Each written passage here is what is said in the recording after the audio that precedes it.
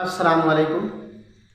आज हम बात करेंगे कायदा के मतलब। देखिए, कोई भी ज़बान हो, उसको पढ़ने, बोलने, सीखने के लिए हमें उसका उसूल, एक ज़ाब्ता होता है, उसको जानना ज़रूरी होता है। जैसे हम लोग इंग्लिश ज़बान अगर सीखें तो उसके लिए ग्रामर पढ़ना ज़रूरी होगा, तभी हम इंग्लिश बोल पाएंगे, इंग्लिश समझ पाएंगे। ठीक उसी तरीके से उर्दू ज़बान को बोलने, पढ़ने, लिखने के लिए जो है उस उसूल का जानना जो है ज़रूरी है। उसको कायदा बोलते हैं। कायदा की जमा है कवायद। तो अब तो समझ गए होंगे, कवायद यानी ग्रामर। किसी भी ज़बान को सीखने के लिए उसका उसूल, उसके उसूल और ज़वाबित को जानने को क्या बोलते हैं? कायदा बोलते हैं। तो उर्दू में जो है कवायद है, यानी इंग्लिश के हिसाब से समझ लीजिए ग्रामर है। देखिए, इंसान के मुंह से जो भी आवाज़ निकलती है उसे लफ्ज़ कहते हैं। क्या कहते हैं? लफ्ज़। हम और आप बोलते हैं, हमारी ज़बान से जो भी आवाज़ें निकलती है वो उसका क्या बन जाता है? लफ्ज़ बन जाता है। तो लफ्ज़ बन जाता है। क्या बनता है? लफ्ज़। लफ्ज़ की जो है दो किस्में होती है, एक कलिमा और एक मुहम्मल। कलमा ही को मौजू भी बोलते हैं। क्या बोलते हैं? मौजू या कलिमा, दोनों एक ही चीज़ है।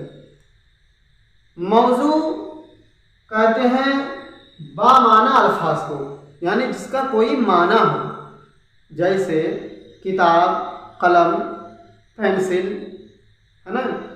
इसी तरीके से कोई भी माना दार लफ्ज़ को क्या बोलते हैं?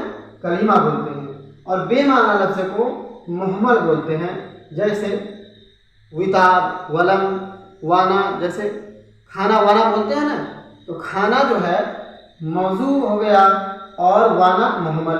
किताब, विताब, तो किताब मौजू और विताब मुहम्मल। तो ये तो आप समझ गए होंगे कि लफ्ज़ की दो किस्में हैं, यानी हमारे मुंह से जो आवाज़ें निकलती हैं वो लफ्ज़ बन जाता है। उसकी दो कैटेगरी है, एक मानादार और एक बेमाना। तो मानादार को बोलते हैं कलिमा और बेमाना को बोलते हैं मुहम्मल। अब देखिए, कलिमा की जो है तीन किस्में हैं, यानी जो हम आवाज़ हमारे मुंह से निकलती है, जो लफ्ज़ बनता है, वो तो दो तरह का होता है, एक मानादार और एक बेमाना। फिर जो मानादार अल्फाज है, कलिमा है, उसकी जो है तीन किस्में होती हैं।